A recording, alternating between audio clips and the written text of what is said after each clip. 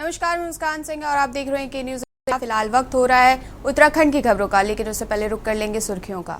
सबसे पहले टीबी मुक्त होने वाले 3 जिलों को मिलेगा इनाम। सीएम ने जिलाधिकारियों को अभियान के साथ जुटने के दिए निर्देश। देहरादून में मिले कोरोना के 3 नए मरीज। प्रदेश में 16 हुए कोविड के एक्टिव केसों की संख्या, एक भी मौत नहीं। शहीद सैनिकों के आश्रितों को धामी सरकार देगी 50 लाख। कारगिल विजय दिवस पर मुख्यमंत्री ने की थी घोषणा। 26 जुलाई 2024 से लागू होगा आदेश। नैनीताल में भीषण अग्निकांड में 5 दुकानें व मकान जलकर हुए खाक। बवाली बाजार में मचा हड़कंप। फायर ब्रिगेड के वाहन पहुंचने से पहले लाखों का नुकसान। गुलदार के हमले से नाराज ग्रामीणों ने अधिकारियों को बनाया बंधक। गुलदार को नरबख्शी घोषित कर गोली मारने की मांग की। उत्तराखंड में बारिश को लेकर अलर्ट। प्री मानसून की बारिश से पहाड़ों में फिर लौटा ठंड। हेमकुंड साहिब में हुई बर्फबारी। आप देख रहे हैं के न्यूज, खबरों का सारथी। रुक कर लेते हैं खबरों का। खबर आपको देहरादून से बता रहे हैं, जहां टीबी मुक्त 3 जिलों को मिलेगा इनाम। टीबी मुक्त 3 जिलों को मिलेगा इनाम। सबसे पहले मुक्त होने वाले 3 जिलों को मिलेगा इनाम।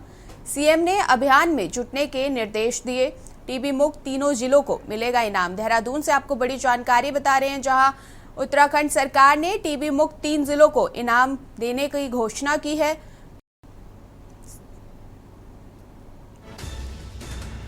देहरादून से आपको बड़ी जानकारी बता रहे हैं, सबसे पहले मुक्त होने वाले 3 जिलों को इनाम मिलेगा। बड़ी जानकारी आपको बता रहे हैं, सीएम ने अभियान में जुटने के निर्देश दिए। टीबी मुक्त तीनों जिलों को मिलेगा इनाम।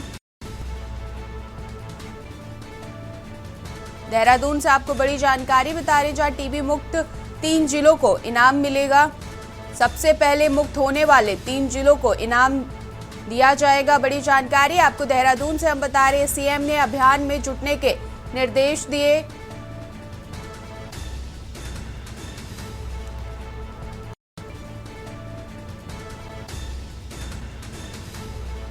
देहरादून से आपको जानकारी बता रहे हैं, जहां सबसे पहले 3 जिलों को टीबी मुक्त करने पर मिलेगा इनाम। धामी सरकार ने निर्देश दिए। बड़ी जानकारी आपको बता रहे हैं, सीएम ने अभियान में जुटने के निर्देश दिए। देहरादून से आपको जानकारी बता रहे हैं, जहां टीबी मुक्त 3 जिले को इनाम मिलेगा।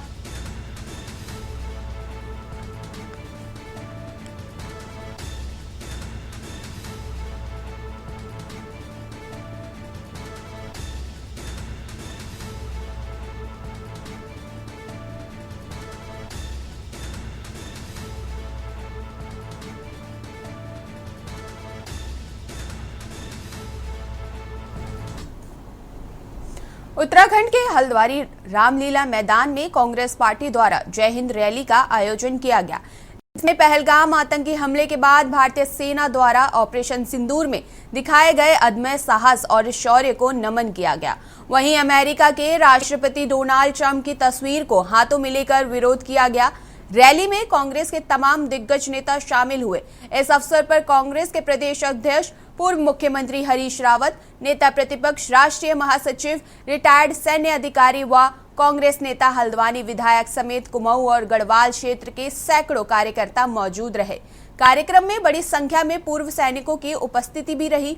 हरीश रावत ने कहा कि ऑपरेशन सिंदूर के जरिए भारतीय सेना के जवानों और अधिकारियों ने जो वीरता दिखाई है, वह गौरव का विषय है और इसी सम्मान में यह रैली आयोजित की गई है। उन्होंने भाजपा पर सेना के नाम पर राजनीति करने और चुनावी लाभ लेने का आरोप लगाया है।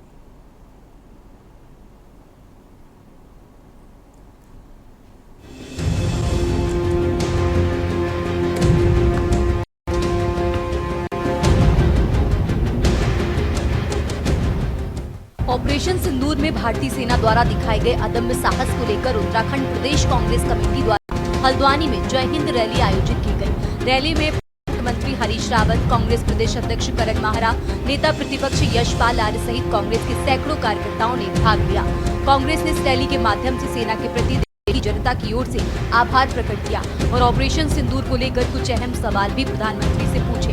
इस दौरान कांग्रेस के प्रदेश अध्यक्ष करण माहरा ने कहा कि प्रधानमंत्री नरेंद्र मोदी इस सैन्य अभियान का राजनीतिक लाभ उठाने का प्रयास कर रहे हैं। उन्होंने कहा कि जिस तरह से देश के प्रधानमंत्री अमेरिका के राष्ट्रपति के कहने पर सीज फायर कर भारत की जनता के साथ धोखा किया है, केंद्र सरकार द्वारा अचानक से सीज फायर करके भारतीय सेना को खतरे में काम किया, उनके खिलाफ भी मुकदमा होना चाहिए। ऑपरेशन सिंदूर की सफलता को सत्ताधारी भाजपा अपनी पार्टी की जीत के रूप में प्रचारित कर रही है। पहले मध्य प्रदेश के एक मंत्री और फिर उप मुख्यमंत्री ने जिस प्रकार की भाषा का इस्तेमाल किया, उससे भाजपा की सारी पोल पट्टी खुल गई है। फिर भी इन पर कोई कार्रवाई नहीं हुई। प्रदेश अध्यक्ष माहरा ने कहा कि हल्द्वानी में जय हिंद रैली ऐतिहासिक रही है। सेना देश के गौरवशाली जनता और भारत माता को समर्पित है ये जय हिंद सभा जो है, और देश के सभी कोनों में कांग्रेस इस तरीके की सभाएं कर रही है। और हमने जब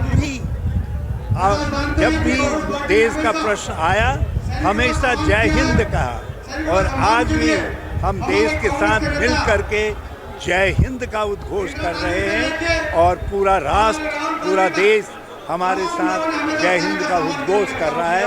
आज हल्द्वानी में भी सारी हल्द्वानी, इसके अगल बगल के सारे इलाके के लोग आकर के बहुत उत्साहपूर्ण वातावरण में जय हिंद कहने के लिए आए। और ये जय हिंद हमने कभी सेना के नाम पर, देश के नाम पर राजनीति नहीं की है, लेकिन हमेशा भारतीय जनता पार्टी ने सेना का राजनीतिकरण किया है। आपदा में भी इन्होंने अवसर ढूंढे हैं, और निश्चित रूप से आज जो आतंकवाद के खिलाफ हमारी सेना ने पाकिस्तान पर घुसकर आतंकवादी ठिकानों को नाबूद किया है, और फिर साबित किया है अपने पराक्रम को, अपने वीरता को, अपने सैन्य पराक्रम को प्रूव किया है हमारी सेना ने। इसलिए आज हम लोगों में दोनों चीज़ें, एक तो सेना के प्रति सम्मान है, उनके त्याग बलिदान और शौर्य को लेकर लोग ये चाहते हैं कि उनका सम्मान करें। दूसरा, जिस तरीके से भारत की सरकार ने ट्रंप के कहने में सीज फायर किया, जिस तरीके से हमारे विदेश मंत्री ने सेना को खतरे में डाला पाकिस्तान को पहला सूचना देके, जिस तरीके से राफेल जैसे विमान हम इस्तेमाल नहीं कर पाए क्योंकि कोर्ट नहीं थे, वेपन्स लोड नहीं हो सकते थे, और जिस तरीके से कर्नल सोफिया का जो अपमान किया गया, ये सारे ऐसे विषय हैं जिन पर हम चर्चा करेंगे। और आज के रैली सैनिकों के सम्मान, देश के सम्मान, सैनिकों के साहस, बलिदान और शौर्य को समर्पित है। वहीं सेना के द्वारा पाकिस्तान में घुसकर आतंकियों के ठिकानों को जिस तरह नेस्तनाबूद किया गया, उसके बाद से ही सेना के शौर्य को लेकर पूरे देश में तिरंगा शौर्य यात्रा निकाली गई। सभी राजनीतिक दल अपने अपने तरीके से इस प्रकार की यात्राएं निकाल रहे हैं। जहां शुरू में कांग्रेस ने तिरंगा यात्रा निकाली, वहीं भाजपा की तरफ से पूरे देश में तिरंगा शौर्य सम्मान यात्रा निकाली गई। अब कांग्रेस द्वारा हल्द्वानी में जय हिंद यात्रा निकाली गई। इसको लेकर उत्तराखंड भाजपा के प्रदेश महामंत्री आदित्य कोठारी ने कहा कि जिस प्रकार से सेना ने अपना शौर्य दिखाया, उसे लेकर सेना के सम्मान में यात्राएं निकाली गई। लेकिन कांग्रेस का ये दोहरा चरित्र है, एक तरफ तो वो सेना से कार्रवाई के सबूत मांगती है, तो वहीं दूसरी तरफ यात्राएं निकालकर नाटक करती है। जो सवाल पाकिस्तान को करना चाहिए, वो सवाल कांग्रेस करती है। इसलिए कांग्रेस को इस तरह की यात्राएं निकालने का कोई अधिकार नहीं है। वोट की बात मैं नहीं करता हूं, लेकिन मैं कांग्रेस पार्टी से एक प्रश्न करना चाहता हूं कि कांग्रेस पार्टी के नेता सेना का मनोबल बढ़ा रहे हैं या सेना का मनोबल गिरा रहे हैं।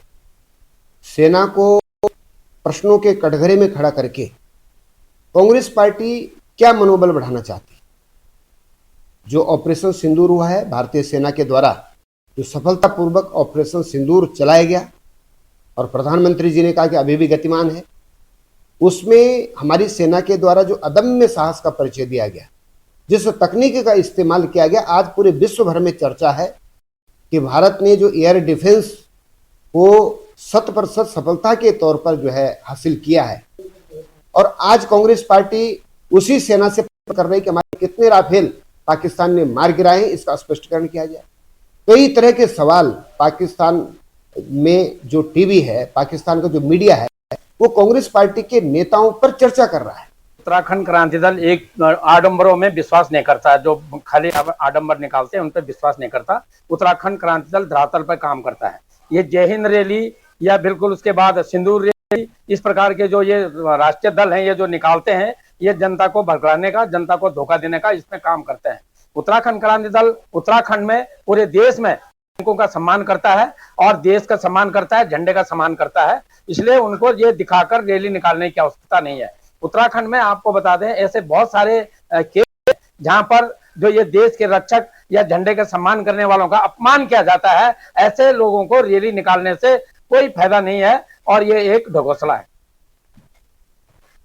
अब कांग्रेस ऑपरेशन सिंदूर को लेकर प्रदेश में जनसभाओं के साथ शक्ति प्रदेश दिखाकर सबूत सरकार से मांग रही है। वहीं कांग्रेस नेताओं ने केंद्र सरकार पर निशाना साधते हुए कहा कि अमेरिकी राष्ट्रपति द्वारा युद्ध विराम घोषणा की गई और विदेश मंत्री द्वारा भारत की कार्रवाई की पहले से जानकारी होने की बात चिंता का विषय है, जिसका जवाब केंद्र सरकार को देना चाहिए। सभा में कुमाऊं मंडल के साथ साथ गढ़वाल मंडल के कांग्रेस कार्यकर्ताओं का भारी जमावड़ा देखने को मिला, जिससे ये साफ हो गया कि पार्टी कार्यकर्ताओं में जोश और उत्साह सरकारों को घेरने में बना हुआ है।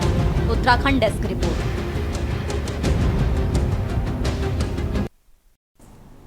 खबर आपको बागेश्वर से बता रहे, जहां उत्तराखंड हाईकोर्ट ने बागेश्वर जिले में सरकारी जमीन पर अवैध अतिक्रमण के मामले में जनहित याचिका पर सुनवाई करते हुए जिलाधिकारी बागेश्वर को सख्त निर्देश दिए हैं।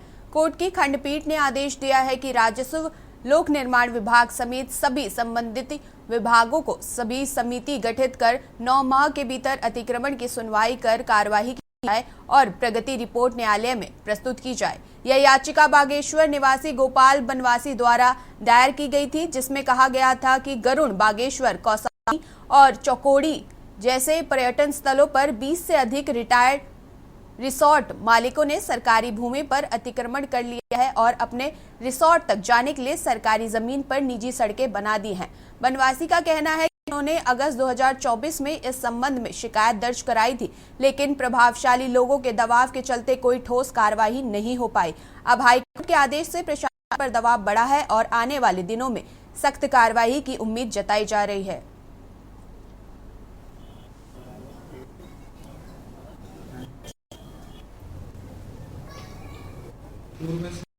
स्पष्ट करने के लिए कहा गया था एडमिनिस्ट्रेशन को। उनके द्वारा जो रिपोर्ट फाइल की गई थी उससे स्पष्ट हुआ कि अतिक्रमणकारियों को नोटिस जरूर दिए गए इन रिजॉर्ट्स ने जिन्होंने वहाँ पे कब्जा कर रखा है, लेकिन सार्वजनिक संपत्तियों पे अभी भी वो अतिक्रमण बरकरार है। जिसके बाद कोर्ट ने आज जिलाधिकारी बागेश्वर को आदेशित किया है कि वो एक कमेटी बनाए और 9 माह के अंदर इस अतिक्रमण को हटाए और जो पब्लिक लैंड है, रोड्स हैं, उनको अतिक्रमण से मुक्त करके हाईकोर्ट में रिपोर्ट फाइल करें।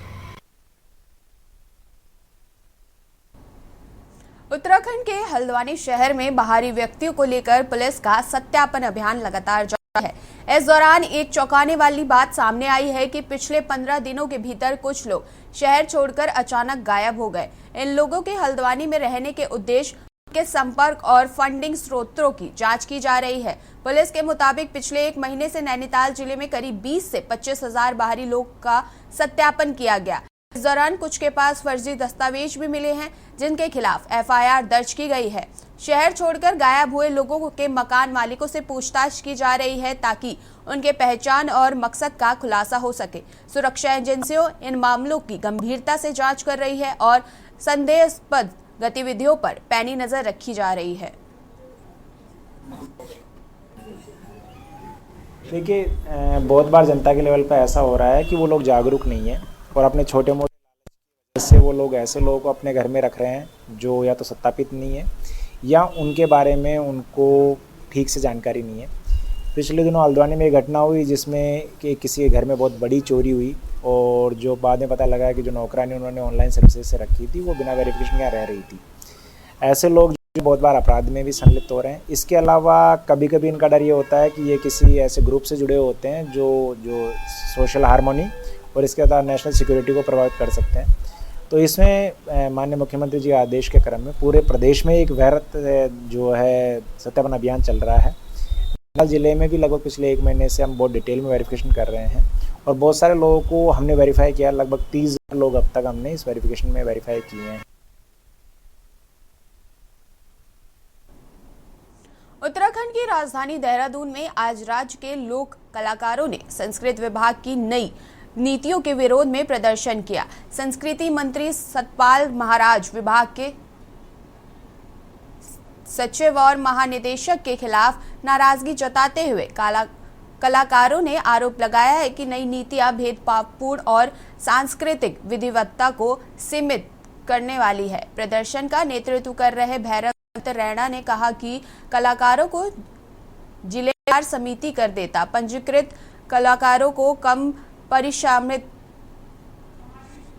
पारिश्रमिक देना और सरकारी संगठन से जुड़े कलाकारों को प्राथमिकता देना यह न केवल अन्यायपूर्ण है बल्कि लोक संस्कृति की आत्मा को कम करने जैसा है।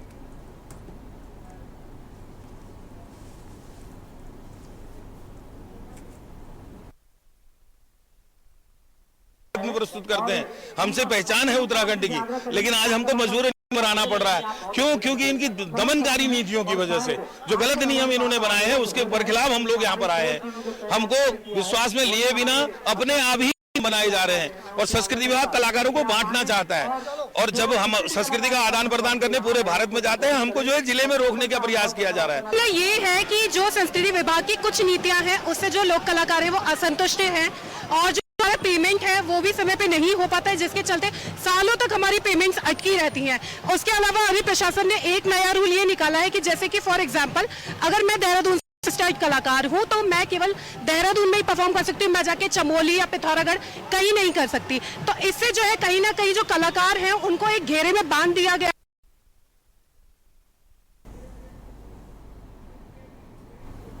वक्त हो चुका है एक छोटे से ब्रेक का, मिलते हैं ब्रेक के बाद। आप देख रहे हैं के न्यूज, खबरों का सारथी। ब्रेक के बाद स्वागत है आपका बुलेटिन में। टिहरी से आपको खबर बता रहे हैं, जहां टिहरी जिला मुख्यालय के सभागार में सोमवार को आयोजित जनता दरबार में जिलाधिकारी मयूर दीक्षित ने लोगों की समस्याएं सुनी और कई मामलों का मौके पर ही निस्तारण किया। पुनर्वास, समाज कल्याण और जल संस्थान से जुड़ी शिकायतों पर डीएम ने संबंधित विभागों के अधिकारियों को त्वरित कार्यवाही के निर्देश दिए। उन्होंने आगामी मॉनसून और लगातार हो रही बारिश को देखते हुए अधिकारियों को अलर्ट मोड में रहने को कहा।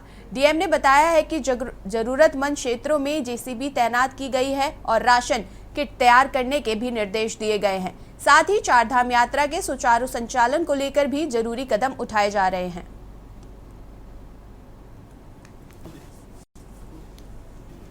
जन सुनवाई की गई जिसमें कि विभिन्न विभाग के जो मामले आए थे, जैसे पीडब्ल्यूडी के थे, जल संस्थान के थे, कुछ पुनर्वास के प्रकरण थे, तो उसको डायरेक्शन दिए गए डिपार्टमेंट्स को और तत्काल आज ही जो कंप्लेंट रिजॉल्व हो सकती है उनको आज ही रिजॉल्व करने के लिए, और अगर किसी कंप्लेंट के लिए धनराशि की आवश्यकता है तो उसका प्रस्ताव प्रस्तुत करने के लिए डायरेक्शन दिए गए हैं। इसके अतिरिक्त आगामी जो मानसून सीजन है, जो कि लगातार बारिश हमारे जनपद में हो रही है, उसके लिए सभी डिपार्टमेंट्स को डायरेक्शन दिए गए हैं ताकि जो हमारी नालियाँ हैं, कल्वर्ट्स हैं, जेसीबी की तैनाती है, राशन की सप्लाई है, बिजली पानी की आदि की व्यवस्था जो हमें इमरजेंसी करनी पड़ सकती है, साथ ही राशन के जो किट्स हैं उन सभी की तैयारी संपूर्ण कर ली जाए और अगर कोई कमी पाई जाएगी तो संबंधित अधिकारी के खिलाफ कार्रवाई की जाएगी। इस बारे में डायरेक्शंस क्लियर बता दिए गए हैं और भी अन्य डिपार्टमेंट्स के कुछ इश्यूज़ थे उनके बारे में डिस्कशन हुआ है।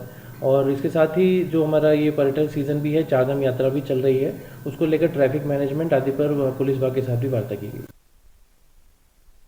खबर आपको रामनगर से बता रहे, जहां रामनगर में स्लॉटर हाउस को लेकर पिछले 3 दिनों से चल रहा विवाद आखिरकार सोमवार को शांत हो गया।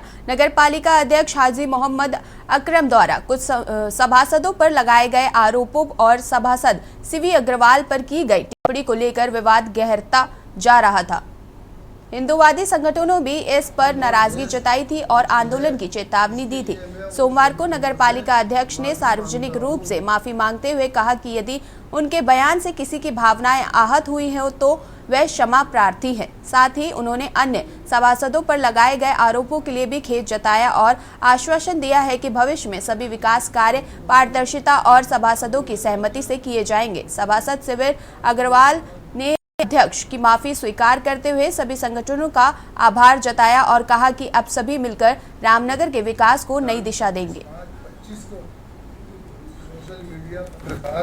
अध्यक्ष जी ने जो शब्द बोले, आज उसकी माफी मांग के मेरे जो धार्मिक भावना है। प्रथम तो मेरे ऊपर जो इल्जाम लगे कोई बात नहीं, शिवी अग्रवाल पे कोई इल्जाम लगे उसे मैं निराधार आपके सामने पेश भी कर दूंगा, लेकिन मेन जो मेरे संग जो मैं 18 साल, क्योंकि राजीव भाई हमारे जो आपके साथ इस समय पत्रकार की भूमिका में मेरे साथ लगभग 18-19 साल से रामलीला में मंचन भी देख रहे हैं, मंचन कर भी रहे हैं, उन्हें पता है कि मेरा स्वभाव किस तरीके का है।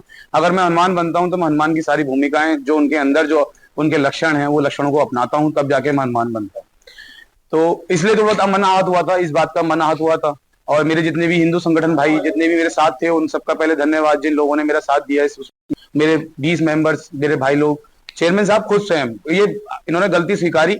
ये बहुत बड़ी बात होती है जब एक पिता बेटे को गलत बोल दे और बाद में खुद ही कहे ये वाली बात कि बेटे मुझसे गलती हो गई, तो उससे बड़ी बात कोई नहीं होती है। प्रेस वार्ता में अगर किसी की धार्मिक को या किसी का दिल दुखा हो या कोई मेंबर चाहे शिवी हो या शमीम हो या अजमल हो या कोई भी हो, तो मैंने उन सबसे माफी मांगी। ये सलाटर का मसला था तो उसमें हमने सभी हम एक साथ ही हैं, ना आगे कोई झगड़ा ना रगड़ा है। अब तो सब हम मिलकर शहर की फलाह बहबूदी के लिए, शहर के विकास के लिए हमें कार्य करना है और हम सब एक हैं, हमें कोई ऐसी परेशानी नहीं। हमने सबसे माफी मांगी।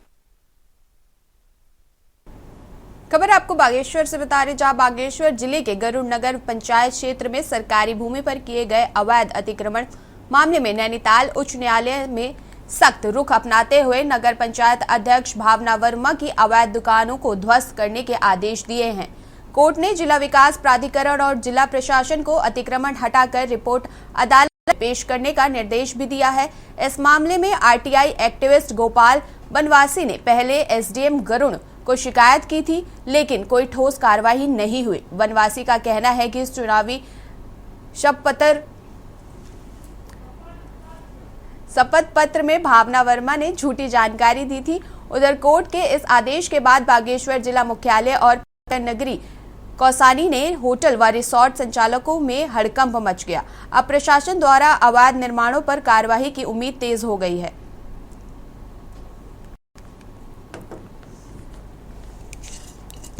जरूर में नगर पंचायत अध्यक्ष जो निर्वाचित है भावना वर्मा के खिलाफ मैंने पहले भी एप्लीकेशन दी थी विभाग को कि इनके द्वारा अवैध अतिक्रमण किया गया था और एफिडेविट में भी इनके द्वारा अवैध अतिक्रमण की बात छुपाई गई थी। तो उसमें फिर इन्हें कोई कार्रवाई नहीं करी तो मैंने जनहित याचिका दायर कर दी थी माननीय उच्च न्यायालय में। आज माननीय उच्च न्यायालय ने सुनवाई करते हुए जो अवैध अतिक्रमण है उसको ध्वस्त करने के ऑर्डर दे दिए हैं और जिलाधिकारी को 4 सप्ताह के भीतर जो इंक्रोचमेंट है इंक्रोचमेंट रिमूव करने के बाद रिपोर्ट दाखिल करने के लिए बोला है।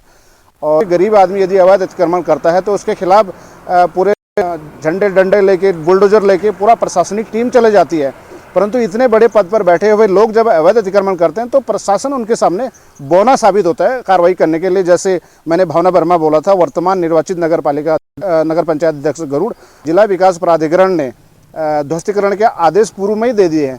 उस व्यक्ति ने आज तक कोई स्टे ऑर्डर या कहीं पे कोई अपोज नहीं किया है लीगल तरीके से, लेकिन उसके बाद भी आज तक उसको ध्वस्त नहीं किया गया है। तो इसको हम सीधी सीधी कहेंगे कि प्रशासनिक लापरवाही।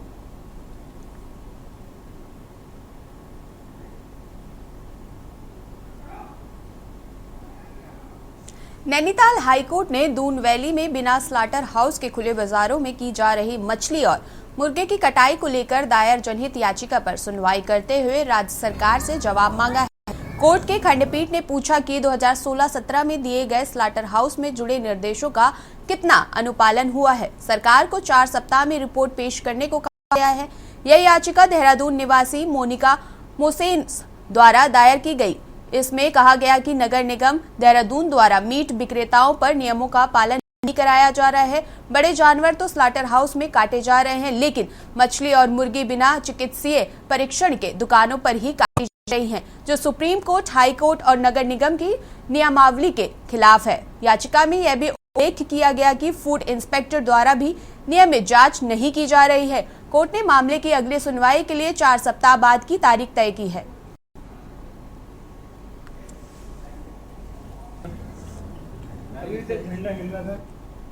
स्लॉटर हाउस को लेके पूर्व में भी हाईकोर्ट में पीआईएल फाइल हुई है, जिसमें हाईकोर्ट ने काफ़ी सारे डायरेक्शन इश्यू किए हैं।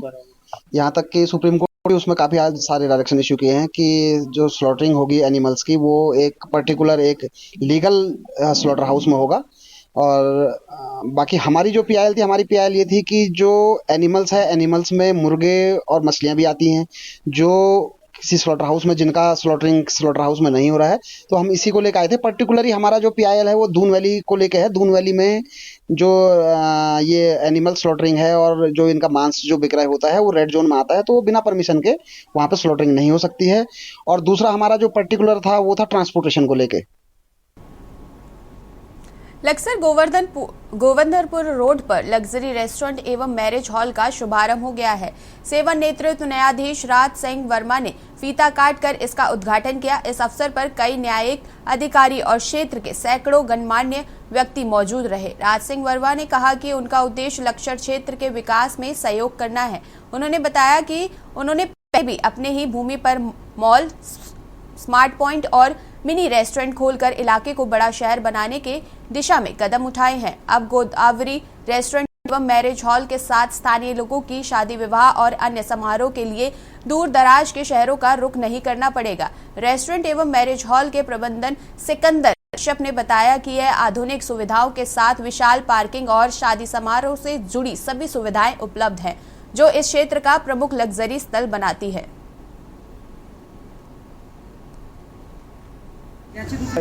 विकास और जो मैं कर सकूं ज्यादा मैं कर सकूं, और मैंने ये प्रयास किया स्मार्ट पॉइंट यहाँ की लक्सर की सेवा के लिए, और लक्सर की सेवा के लिए सिकंदर भी प्रयास करके इन्होंने जो मैरिज होम और ये रेस्टोरेंट तैयार किया है सिकंदर ने, इनका बहुत बड़ा प्रयास है। मैं तो इनका सिकंदर का सहयोगी हूँ, बस मैं तो सहयोग किया है और मैं यही चाहता हूँ ये क्षेत्र विकास करता रहे।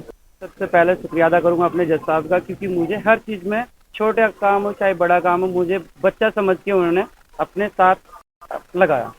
दूसरी बात, यहाँ का जो मैरिज हॉल और रेस्टोरेंट का जो विषय था, मैंने सर से परमिशन ली कि सर यहाँ पे बहुत अच्छा रहेगा, इसके व्यूवर्स भी अच्छे रहेंगे। अगर हम अपनी तरफ से कुछ अच्छा करेंगे और कुछ लक्सर में यूनिक लाएंगे तो कुछ बड़ा ही करके दिखाएंगे। उत्तराखंड की खबरों में फिलहाल इतना ही। देखते रहिए के न्यूज़।